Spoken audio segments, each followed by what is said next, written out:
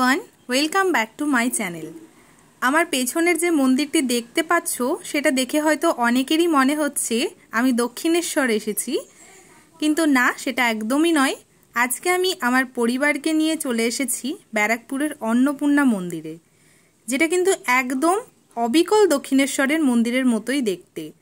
এই মন্দিরের বিশেষত্ব হলো এখানে কিন্তু অন্নপূর্ণা মায়ের ভোগ পাওয়া যায়। সেই জন্যই আজকে আমরা এখানে চলে এসেছি জায়গাটি এক্সপিরিয়েন্স করতে, সাথে তোমাদেরকে খুব সুন্দর একটা জায়গার সন্ধান দিতে। সর্বপ্রথম তোমাদের শেয়ার করব এখানে আসতে হলে কিভাবে আসতে হবে, ভোগ প্রসাদের কী ব্যবস্থা রয়েছে, তার সাথে কোন সময় আসলে ভোগ প্রসাদ পাবে, ভোগ প্রসাদের কুপনের কত মূল্য, বাড়িতে পার্সেল হয় কিনা, পুজো দিতে চাইলে তার কি ব্যবস্থা, সেই সমস্ত তথ্যই আজকে কিন্তু তোমাদের সাথে শেয়ার করব। সেই জন্য অনুরোধ থাকলো ভিডিওটা স্কিপ না করে পুরো ভিডিওটা দেখতে থাকো। আর যারা এখনও অবধি আমার চ্যানেলে নতুন আছো অবশ্যই চ্যানেলটাকে সাবস্ক্রাইব করে দিয়ে ভিডিওটা ভালো লেগে থাকলে লাইক কমেন্ট করো। তো চলো, এখান থেকেই আজকে আমি আমার ভিডিওটা স্টার্ট করছি, আর অবশ্যই তোমরা ভিডিওটা দেখতে থাকো।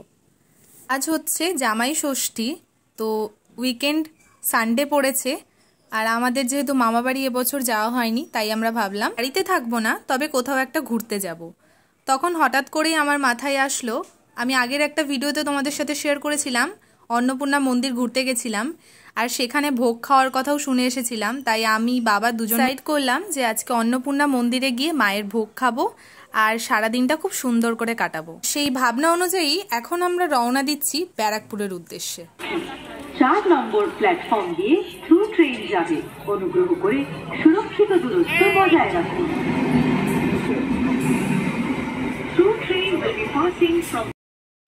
ফাইনালি আমরা এখন পৌঁছে গেলাম ব্যারাকপুর, কিন্তু বাইরের ওয়েদারটা ঠিক এতটাই গরম যে যেই ভাবনা নিয়ে বেরিয়েছিলাম যে কদিন ধরে এত সুন্দর সুন্দর ওয়েদার, একটা মেঘলা মেঘলা ওয়েদার, বাট মনটাই যেন ভেঙে গেল এই ওয়েদার দেখে। যদিও আজকের দিনটা খুব স্পেশাল, সেই জন্যই আমরা, আর যেহেতু উইকেন্ডও পড়েছে তাই আমরা ভাবলাম একটু সারাদিন ঘুরে ঘুরে তারপর দিনটা কাটাবো। যাই হোক, রোদে আমাদের সমস্ত ভাবনা পুরো একদম ভেঙে দিল। সো চলো দেখা যাক এই ওয়েদারের, মানে বাইরে তো আর ঘুরছি না, ভেতরেই চলে যাব মন্দিরের ভেতরে, সেখানে আই গেস কিছু থাকবে না রোদ। অ্যাকচুয়ালি আমাদের আজকে যাওয়ার রিজন এটাই, অন্নপূর্ণা মন্দির। ষষ্ঠীর দিন আমরা মামাবাড়ি যাইনি, বাবা মা ষষ্ঠী করতে যায়নি, তো যেহেতু উইকেন্ড পড়েছে আমরা এখানে সবাই একসাথে রয়েছি, তাই ঠিক করলাম আজকে আমরা অন্নপূর্ণা মন্দিরেই যাব, অ্যান্ড সেখানে গিয়ে মায়ের ভোগ খাবো, পুজো দেব। তো আমার মনে হয় না পুজো দেওয়াটা আর পসিবল বলে, কারণ অনেকটাই বেলা হয়ে গেছে। যাব তাড়াহুড়ো, ল্যাদ খাওয়া মানে সমস্ত কিছু দেখতে গিয়ে প্রচুর লেট হয়ে গেছে। তো যাই হোক, মায়ের ভোগটা তো খাওয়া হবে, সেই জন্যই যাওয়া। তো আপাতত আমরা ব্যারাকপুর স্টেশন পৌঁছে গেছি, এখন এখান থেকে আমরা টোটো ধরে নেব, টোটো ধরে তারপর অন্নপূর্ণা মন্দিরে যাব। এবারে তোমাদের সাথে শেয়ার করব অন্নপূর্ণা মন্দির যেতে গেলে তোমরা কিভাবে যাবে। তোমরা যদি ট্রেনে করে আসো তাহলে স্টেশনে নেমে 1 নম্বর প্ল্যাটফর্ম থেকে একদম বাইরের দিকে বেরিয়ে আসবে, তারপরে তোমরা দেখতে পাবে অনেক রকম টোটো, অটো সবকিছুই রয়েছে। তো অন্নপূর্ণা মন্দিরের সামনে পর্যন্ত তোমরা গেলে পার হেড 20 টাকা করে ভাড়া নেবে। আর যদি তোমরা বাসে করে যেতে চাও তাহলে তোমরা তালপুকুর একদম বাস স্টপেজের ওখানে নামতে হবে, ওখান থেকে তোমরা আবার রিক্সা করে অন্নপূর্ণা মন্দির বা অন্নপূর্ণা ঘাটে যেতে পারো। এখানে তোমাদের বাসে নেবে 10 টাকা আর রিক্সাতে নেবে 10 টাকা।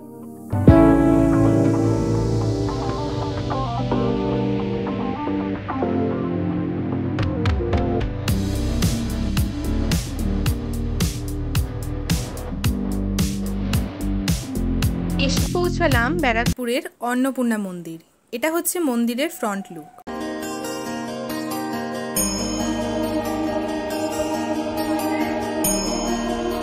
এখন আমরা এসে পৌঁছে গেছি অন্নপূর্ণা মন্দিরে, আর এই যে এতটা জায়গা জুড়ে রয়েছে অন্নপূর্ণা মন্দির, যেটাকে আমরা দক্ষিণেশ্বরের আরেকটা, মানে একদম ডিটো দক্ষিণেশ্বর যদি বলা যায় সেটাই বলা চলে।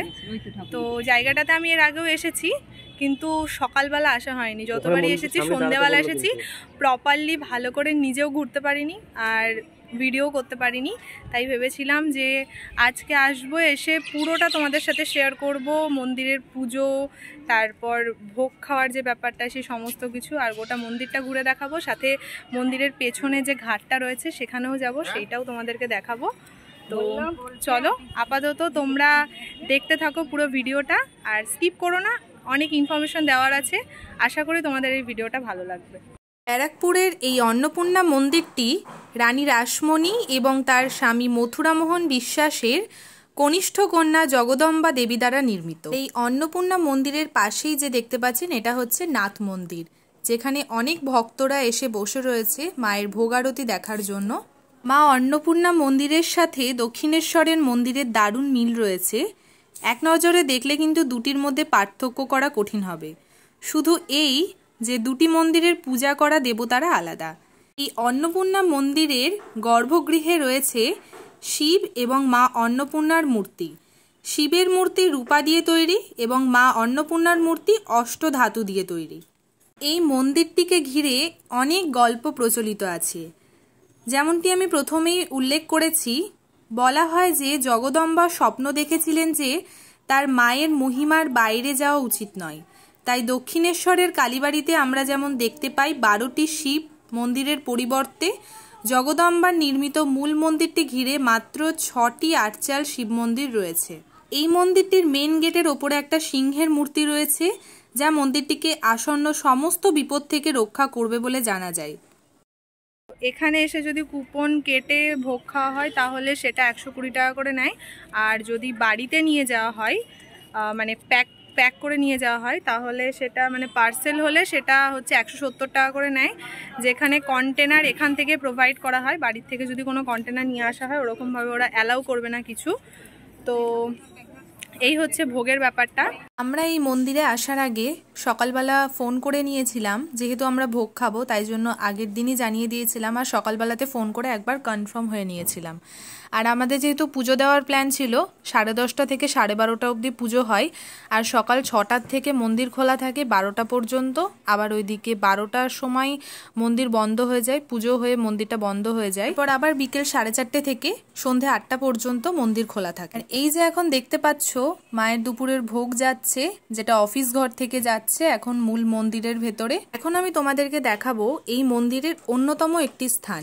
এখানেই রয়েছে একটি ধ্যান ঘর, যেখানে রামকৃষ্ণদেব এই ব্যারাকপুরের অন্নপূর্ণা মন্দিরে কিন্তু 4 বার এসেছিল। কিছুক্ষণের মধ্যেই শুরু হয়ে যাবে মায়ের ভোগ আরতি। তো এখন আমরা চলে যাব নাথ মন্দিরের দিকে মায়ের ভোগ আরতি দর্শন করার জন্য। এখানে অলরেডি অনেক ভক্তবৃন্দ অপেক্ষা করে আছে মায়ের ভোগ আরতি দর্শন করার জন্য। চলুন এখন আমরা মায়ের ভোগ আরতি দর্শন করে নেব। কি সুন্দর লাগছে এই জায়গাটা, দেখো পায়রাগুলো সব এখানে এসে বসেছে একসাথে, আর যখন একসাথে উঠছে তখন আরো বেশি ভালো লাগছে দেখতে।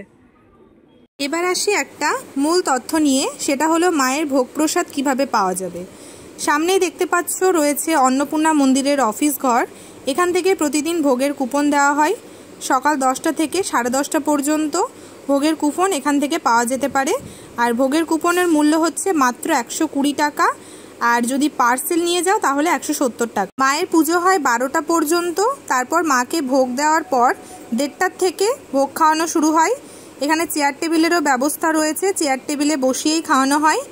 আমরাও এখান থেকে এসে এখন মায়ের কুপন কেটে নিয়েছি। আমরা যদিও এখানে বসেই খাবো, কিন্তু যদি তোমরা পার্সেল নিয়ে যেতে চাও তাহলে কিন্তু কন্টেনার বাড়ি থেকে আনলে হবে না, এখান থেকে যে কন্টেনার দেবে সেটাতে করেই নিয়ে যেতে হবে। এখন তোমাদের দেখাবো মায়ের ভোগে কি কি দেওয়া হয়।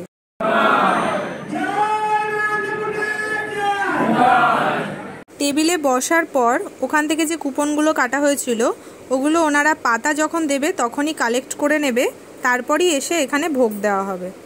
এখানে একটা করে টেবিলে 4টে করে চেয়ার দেওয়া ছিল, কিন্তু আমরা যেহেতু 5 জন ছিলাম তাই একটা চেয়ার এক্সট্রা নিয়ে নেওয়া হয়েছিল।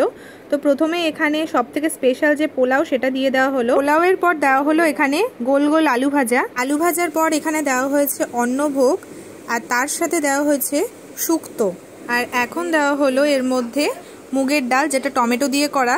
রকম তরকারি ছিল, এখন হচ্ছে যেটা দিল সেটা হচ্ছে পটল আলুর তরকারি। সবশেষে দেওয়া হয়েছে চাটনি, পাঁপড়, পায়েস আর রসগোল্লা। খাওয়া দাওয়া করলাম, খাওয়া দাওয়া করে আমাদের তো বেশ ভালোই লাগলো। আর মায়ের ভোগ তো অলওয়েজ ভালো হবেই। তো যাই হোক, প্রত্যেকটা খাবারই বেশ ভালোই ছিল। আর কি কি খাওয়ানো হলো সেটা তো তোমাদের সাথে শেয়ার করলামই। আমার মা আজকে বলছিল যে এর আগে একদিন এসেছিল, সেই দিন এতটা ভিড় ছিল না, কিন্তু আজ যেহেতু জামাই ষষ্ঠী সেই উপলক্ষেই হয়তো এতটা ভিড়। প্রায় 250 মতো লোক রয়েছে আর কি। মানে আমরা যে ব্যাচে বসলাম, আমরা সেকেন্ড ব্যাচে বসেছিলাম খেতে, আর তারপরেও আরও একটা ব্যাচ বসেছে। মানে প্রচুর ভিড় আজকে। একটা নতুন মন্দিরে নিয়ে আসলাম ঘুরতে, কেমন লাগলো?